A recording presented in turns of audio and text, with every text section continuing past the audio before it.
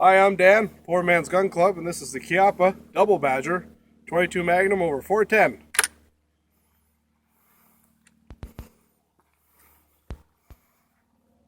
That was a 410.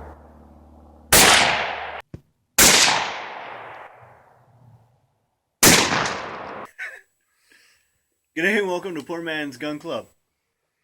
I'm Dan, this is Chris. Yeah, I forgot the introduction. You want to do it again? No. Okay, No. we're just running with One it. take. One take. This is the Chiappa Double Badger. We have a little bit of older shooting video footage and a quick review, but this is going to be quick as well, but a little bit less quick. So, this is a 22 Winchester Magnum over a 410. You can get them in a 22 long rifle over 410 as well. But I chose the 22 Winchester Magnum just because I've already got a bunch of 22s, and I'd like to have a little bit more power behind my my groundhog killer. And I personally really enjoy this rifle. I think it's great because you can take your time with your shots. You can really get accurate with them if you really take your time and have a nice trigger pull. It's very nicely balanced. Yeah. Like it's a beautiful balance. But the only issue I have with it is, well, first, forgetting which trigger to pull. Yeah. And second, you really got to ram on the release for it to open. Yeah. Because if you just kind of go like that, won't open. So you really got to chuck really it forward. Tuck it under your arm, and actually push that lever all the way forward and give her a good crack. Yeah.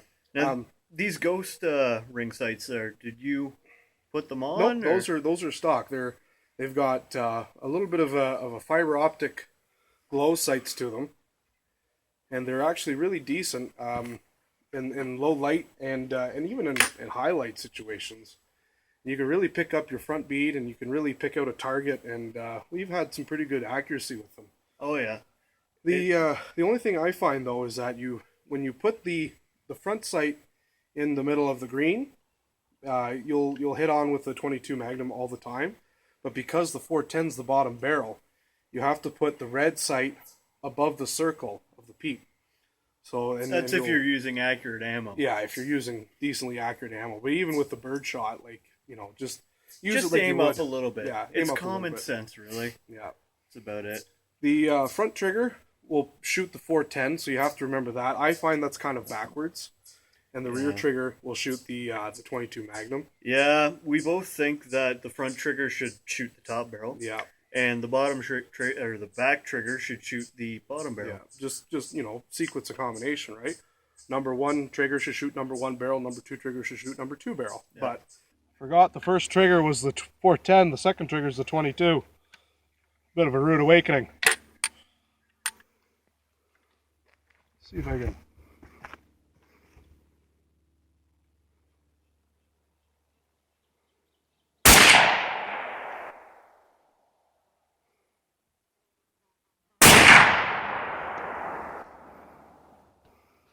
Hard to tell where that 410 hits.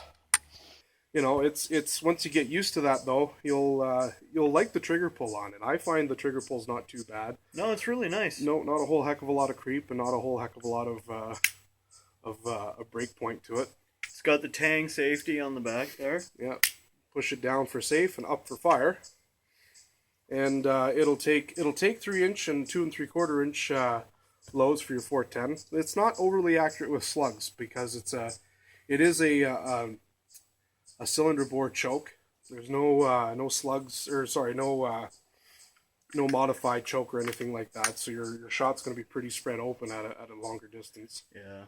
Yeah. But other than that, though, I've got really no complaints. The slugs, we haven't really found too much accuracy with slugs, but it's a 410. No.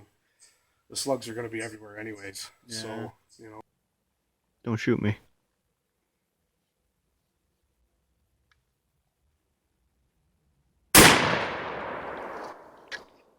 Quick reload! Thank you for not shooting me.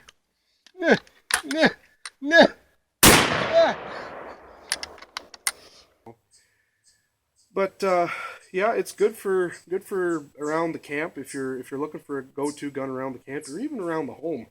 It's actually not a bad go-to gun in general, but good little varmint rifle. Yeah. Groundhogs and whatnot. You get groundhogs, small little game. You can even take out a coyote with it, but you'd want to be pretty close for a coyote.